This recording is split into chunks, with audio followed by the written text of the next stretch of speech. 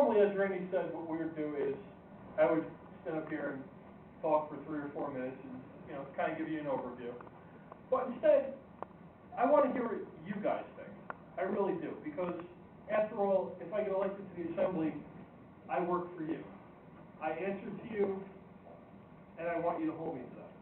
So, I am going to hold my remarks until the end of the questioning. Randy, if that's okay? Sure. All right. So, ask away, please.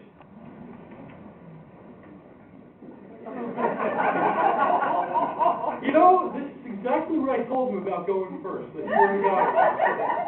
I told him, I said, nobody wants to see me. I said, they want to hear Andy, they want to talk to Bill, they want to talk to... Yes. Yes. My name's Pete Labuda. Yes, Pete. Have you ever heard of Susan Lynn in Tennessee? Name sounds familiar, but I'm not completely... All right, she's leading the charge for, not state independence, but, for example... You're talking about 10th Amendment. 10th Amendment. But, 10th Amendment ratification, and they were the first state to ratify it right through their assembly all the way up to the state level. And I was wondering, we have absolutely none of that around here. And state rights is so important, I think most people in this room would agree to that. It's the quickest way to put an end to the federal government's control over citizens. And we do support a similar type move in New York State Legislature up to the governor to have them sign into law ratification of the 10th Amendment and the state, you know, the state putting down the chest and saying that, you know, we're not going to be subject to you and telling us the state what to do when it's not your jurisdiction. Like the EPA telling people, you know, if you think about it, the EPA is telling you, the federal government's telling you what type of car you should drive. Right? So you think maybe we should be able to make our own decisions?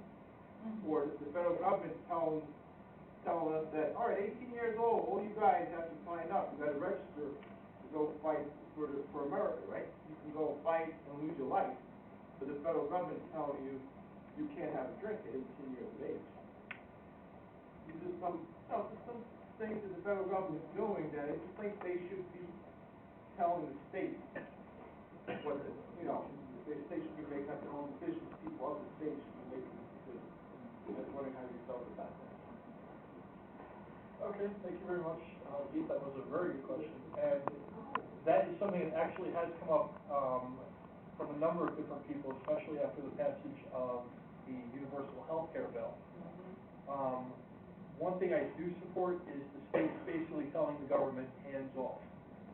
If anybody's going to push universal health care or any kind of health care reform, it's going to be done by the states. That's where the power resides.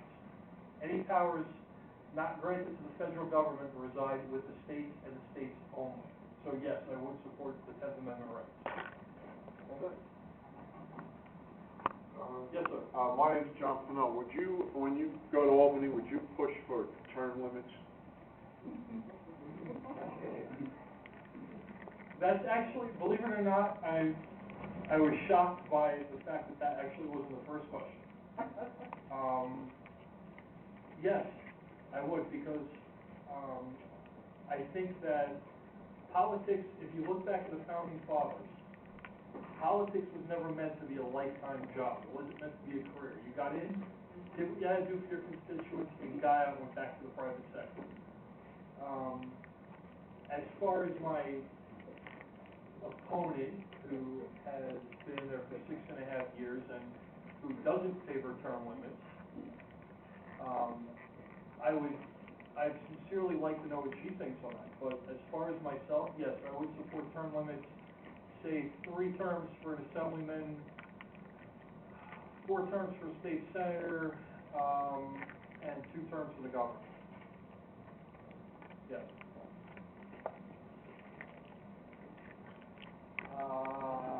Yes, sir. Hi, Robert.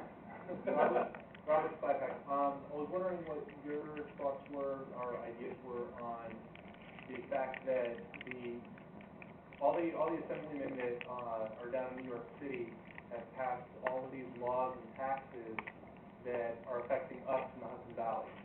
and I think it's a little unfair that they can just pass whatever they want for New York City on our bill.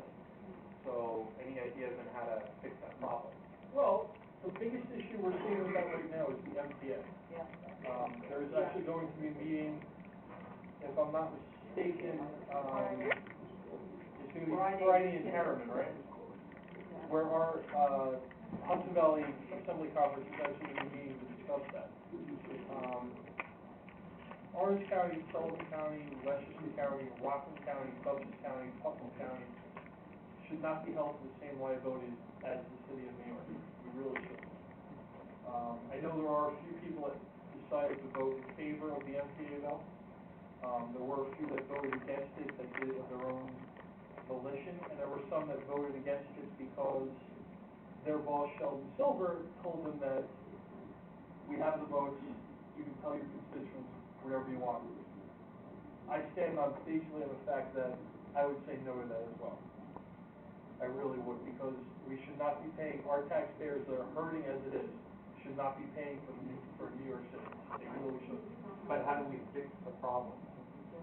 What's going to have to happen is a bill is going to have to be introduced in the Assembly, which is probably going to be very hard unless we find a way to pivot into Republican or conservative hands. Because Sheldon Silver and Ron Canisteri will never allow it to get out of committee, number one. But it would take either that or a referendum put on the ballot for the people to decide. That's the only choice you're really going to have. It's either going to be done by the people or it's going to be done by our legislators. And our legislators don't seem to really want to take up that cause, among other things. Yes, ma'am. Hi, I'm Claire Roy. We Yes, talk Claire. about term limits, and we talk about we the people, that, you know, we're the ones with the power, and I think term limit stifles our power to vote people out who we don't like. And the example was our inspector. Our inspector took out people.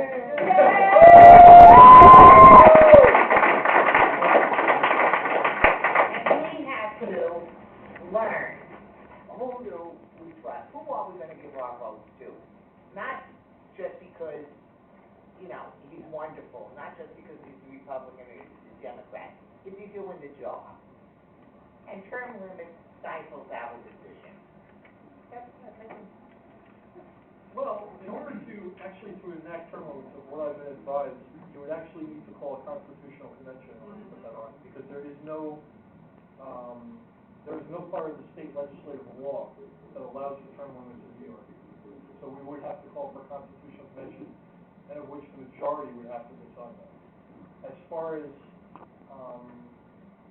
deciding who to vote for, in some cases, we've seen, with the exception of maybe the last year or so, we've seen the American people, and especially here in the state of New York, have grown so complacent.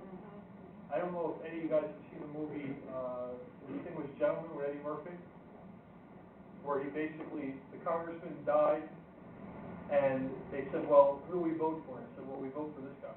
Didn't care if he was dead, didn't care who it was, whatever, they just voted for the name. That's what term limits takes care of. If they're doing their job, fine. You still need new blood. I believe it was Jefferson that said that the tree of democracy needs to be trimmed with the blood of new patriots from time to time. Politics was never meant to be a lifetime job. It really wasn't. Come on, one more time. Yes, sir. Hi, Phil Spanigal. Speaking of Sheldon Silver, is there any way that we can get this man's power diminished or just get rid of him? He's insane the amount of power that he has. That he can't, he won't even let people on the walk. Well, just like with any leadership position, his speakership is voted on by the Assembly Conference. If we can get enough of the opposition party in, we can get rid of him as Speaker. Interestingly enough, Yesterday, as a matter of fact, and I'm gonna get into the budget just a little bit, the budget that is now 7 weeks late, and there's no hope at all of ever getting one. And for that, I do apologize, Nancy and Annie, I really do, I don't hold you guys responsible for that. You guys actually are on the side of the right though, so, it's more my opponent that's anything else. They held a meeting, the two leaders and Governor Patterson held a meeting yesterday to discuss the budget. And Governor Patterson said, look,